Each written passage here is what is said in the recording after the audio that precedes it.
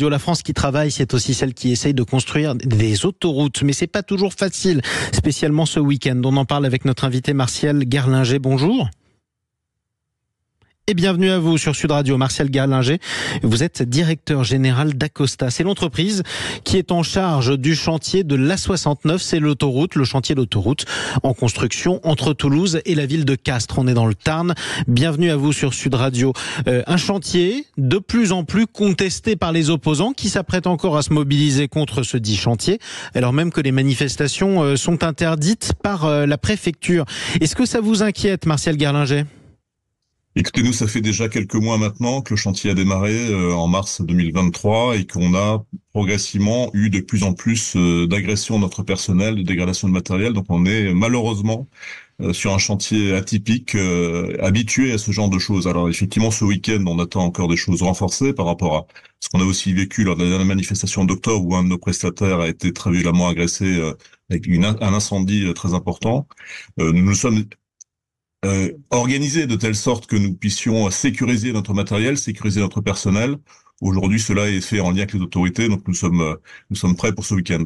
Vous êtes prêts pour ce week-end. Parlez-nous maintenant de ce qui s'est passé dans le passé. Quand vous dites agression, concrètement, on parle de quoi ? Il s'est passé quoi ? Qu'est-ce qui est arrivé à vos salariés ?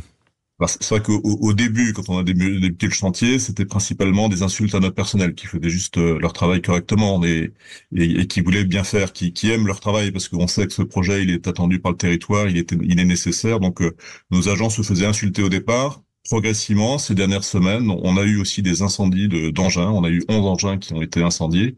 Et on a aussi, de plus en plus, et ce qui est vraiment inadmissible pour notre personnel, pour nos ouvriers, on a des agressions physiques. Lorsque récemment, on a fait un travail de balisage la nuit, ils ont reçu des billes avec des frondes qui leur ont été envoyées. Ils ont eu des lasers dans les yeux.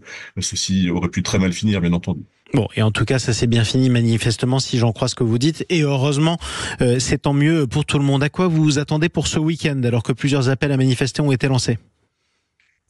Nous, encore une fois, on s'est organisé en lien avec les autorités pour sécuriser notre chantier. Tous nos engins, 200 engins au total, ce qui montre bien aujourd'hui l'importance des travaux qui sont en cours sur l'ensemble du chantier de la 60 ont été regroupés sur un seul site et ce site est sécurisé avec des équipes de gardiennage et en lien avec les gendarmes. Vous ne craignez donc pas que ces engins soient dégradés ou détruits. On avait eu un incendie dans une cimenterie lors d'une des précédentes mobilisations. Est-ce que ce risque peut être évité cette fois-ci ou pas ? Et en tout cas, je crois que nous avons tout fait pour cela, oui. Et donc c'est pour ça que vous êtes plutôt optimiste. On pose cette question à nos auditeurs aujourd'hui.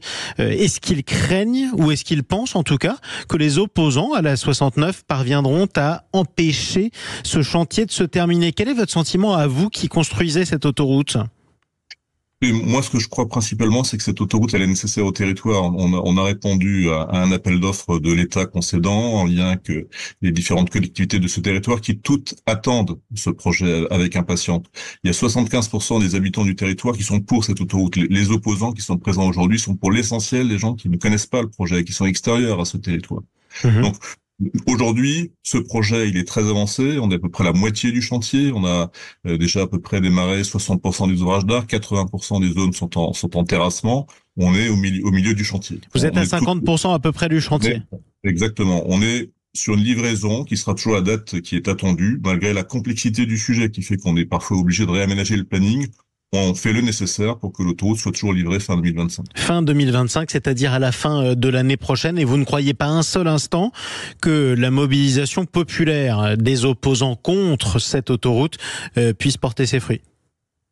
Et moi, ce que je vois aujourd'hui, c'est que tous les feux sont ouverts pour cette opération. On a un projet qui est exemplaire du point de vue environnement, avec des mesures compensatoires importantes, avec des optimisations de tracés qui ont permis d'économiser 80 hectares d'impact sur les zones agricoles.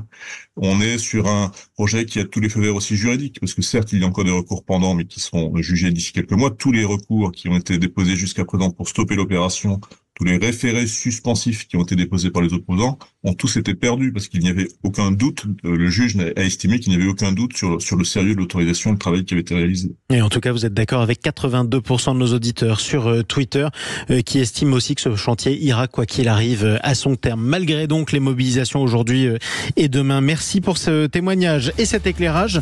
Martial Garlinger, soyez prudent, vous et vos salariés, malgré tout. Je rappelle que vous êtes le directeur général d'Acosta, qui est l'entreprise en charge du chantier de l'autoroute A69 entre Toulouse et Castres, autoroute contestée par ses opposants.